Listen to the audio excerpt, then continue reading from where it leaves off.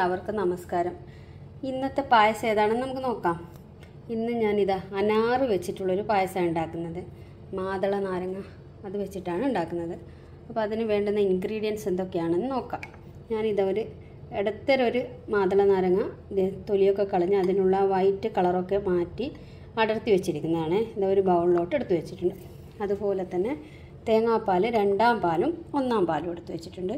പിന്നെ ശർക്കര ഉരുക്കിയത് എടുത്ത് വെച്ചിട്ടുണ്ട്. പിന്നെ അതുപോലെ തന്നെ ഇത് കുറച്ച് കൂവപ്പൊടിയും കൂടി എടുത്ത് വെച്ചിട്ടുണ്ട്.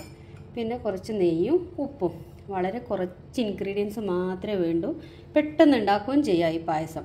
അപ്പോൾ നമുക്ക് പായസം ഉണ്ടാക്കാൻ തുടങ്ങാം. ആദ്യം തന്നെ ഇത് അടുപ്പ് കത്തിച്ചിട്ട് നമുക്ക് ശർക്കര ഇതിലോട്ട് ഒഴിച്ചു കൊടുക്കാം. ശർക്കര തിളക്കുമ്പോഴേക്ക് നമുക്ക് ഈ എടുത്ത് വെച്ച കൂവപ്പൊടി 2-ാം പാലിൽ മിക്സ് ചെയ്യാം, തേങ്ങാപ്പാലിൽ. എന്നിട്ട് അതും കൂടി ഒഴിച്ചു കൊടുക്കാം. ഞാൻ മിക്സ് ചെയ്തെടുക്കട്ടെ. ശർക്കര ഇതാ തിളക്കുന്നുണ്ട്. ഇനി നമ്മൾ ഈ കലക്കി വെച്ച തേങ്ങാപ്പാലിൽ മിക്സാക്കി വെച്ച കൂവപ്പൊടി ചേർത്ത് കൊടുക്കാം.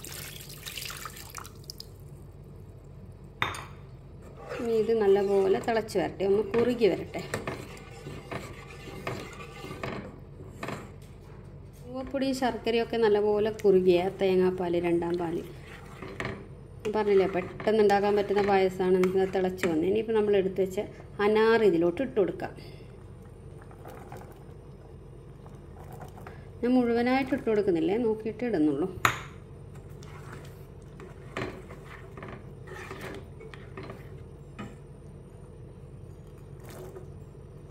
വേഗമൊന്നും വേണ്ട, ഇത് വെന്ത് വരുമൊന്നും വേണ്ട. നമുക്ക് ഒന്ന് തിളക്കട്ടെ. എന്നിട്ട് നമുക്ക് എടുത്ത് വെച്ച 1-ാം പാലും കൂടെ ചേർത്ത് കുറച്ച് നെയ്യും കൂടെ ചേർത്ത് കൊടുക്കുക.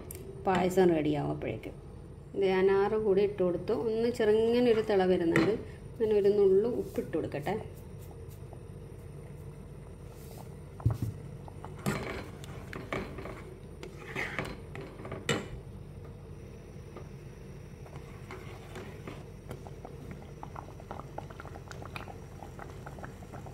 ചെറുങ്ങനെ തിള വരാൻ തുടങ്ങിയേ. ഇനി ഞാൻ തീ ഓഫ് ചെയ്യട്ടെ. തീ ഓഫ് ചെയ്തതിന് ശേഷം നമുക്ക് എടുത്ത് വെച്ച 1-ാം പാലും കുറച്ച് നെയ്യ് കൂടി ചേർത്ത് കൊടുക്കാം.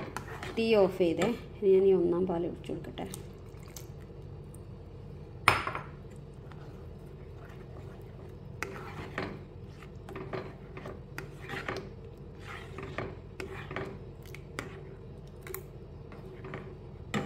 അങ്ങനെ നമ്മുടെ അനാറിൻ്റെ പായസം റെഡിയായി. കുറച്ച് നെയ്യ് ഒഴിച്ചു കൊടുക്കട്ടെ. കുറച്ച് മതി. വേറെ ഇതിൽ അണ്ടിപ്പരിപ്പോ മുന്തിരിയോ ഏലക്കാപ്പൊടിയോ ഒന്നും ചേർക്കുന്നില്ല. അപ്പോൾ വളരെ പെട്ടെന്ന് ഉണ്ടാക്കാൻ പറ്റുന്നൊരു പായസമല്ലേ. ഈ പായസം കൂടി എല്ലാവരും ഈ ഓണത്തിനൊന്ന് ട്രൈ ചെയ്ത് നോക്കണേ.